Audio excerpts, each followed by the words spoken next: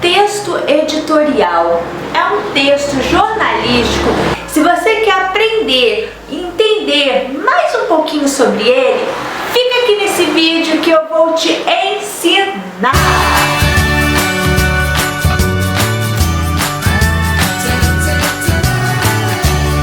Olá todo mundo, tudo bem com vocês?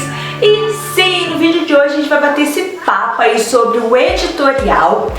Porque, para que serve? Qual que é a importância dele? Segundo o site Brasil Escola, vou até ler aqui para não errar. O editorial ele serve para apresentar o posicionamento crítico de determinado grupo, que é uma empresa, um jornal ou uma direção, sobre os principais assuntos do momento. Como assim então, né? Ele é um texto que se apresenta no jornal e ele expressa a opinião dos editores daquele jornal. Falando assim em português bem claro, naquele texto, naquele editorial, você vai entender melhor o que o jornal em si ele pensa sobre determinado assunto, qual é o posicionamento do jornal aí qualquer, sei lá, do coronavírus, político, social, econômico, ambiental. Ele tem a função de persuadir os leitores a partir de argumentos. Como assim?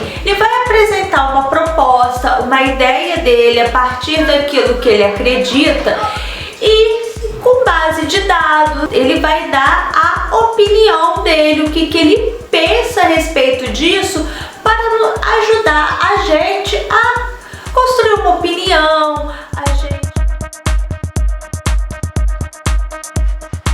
Ele possui, como todo texto, né, introdução, desenvolvimento e conclusão.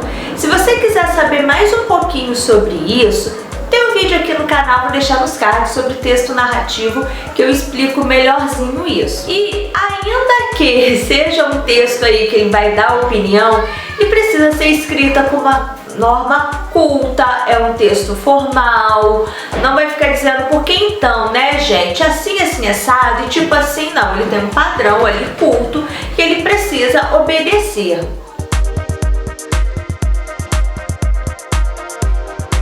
Antes de qualquer coisa, imparcialidade é sobre você dar a sua opinião ou não. Você vai escrever sobre aquilo que você acha, o que você pensa sobre o assunto, ou você vai escrever de uma forma geral. Só vai colocar ali dados sobre aquilo e contar sobre alguma coisa. Para contar para vocês, eu vou pedir um favorzinho.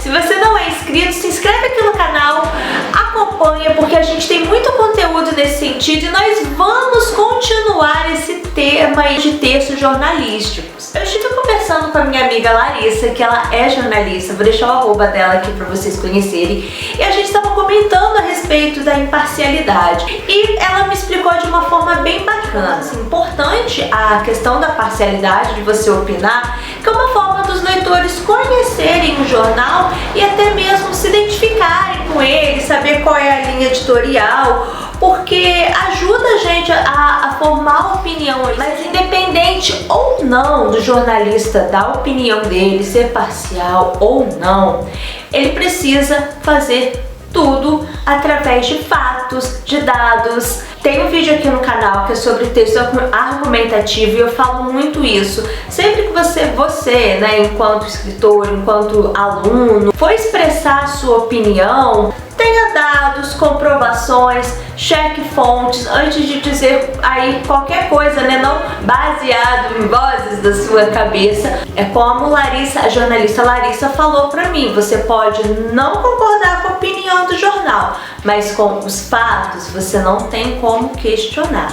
Vamos então agora a gente dar um exemplo. Eu trouxe aqui um modelo de editorial para vocês conhecerem, entender. A gente vai ler rapidinho. Foi a própria Larissa que me indicou esse, pra gente entender bem legal e compreender o processo. Vamos lá? Esse editorial é da Folha de São Paulo, fala sobre poluição amazônica. São Félix do Xingu, Pará, espanta como cidade brasileira que mais prejudica o clima. E aí ele começa, né, o editorial, a introdução aqui. Não vou ler tudo para vocês, para não ficar muito cansativo. Mas aqui ele começa falando, né? São Paulo, a maior cidade do hemisfério sul. E aí volta. O primeiro posto entre os emissores de carbono no Brasil cabe a São Félix do Xingu, Pará. E das 10 cidades do país que mais produzem poluição climática, 7 estão na Amazônica.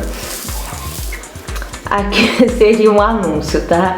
Além de São Félix, figuram na lista suja por ordem de colocação, e aqui eles vão colocando os nomes da cidade. E aqui começa um desenvolvimento, né? O ranking partiu do sistema de estimativa de emissão de gases do efeito estufa, iniciado do consórcio de organizações não governamentais Observatório do Clima pela primeira vez. Aí, próximo parágrafo. O banco de dados constitui fonte copiosa de informações surpreendentes. São Félix do Xingu emitiu em 2018 um total de 29,7 milhões de toneladas equivalente de dióxido de carbono. Com 132 mil habitantes, o município polui mais que países como Uruguai, Chile, Costa Rica ou Noruega. Ali se encontra o maior rebanho bovino do país, cuja digestão lança na atmosfera o metano, potente gás do efeito estufa. Direto e indiretamente, vamos prestar atenção aqui, direto e indiretamente a pecuária apresenta importante indutor de desmatamento que na localidade paraense contribui com 25,44 milhões de toneladas, equivalente a emissões, floresta derrubada, parará. Não são outras as raízes para as cidades da Amazônia dominarem o ranking. A poluição nelas produzida afeta não só o clima, cumpre assinalar, mas a própria população local exposta à fumaça.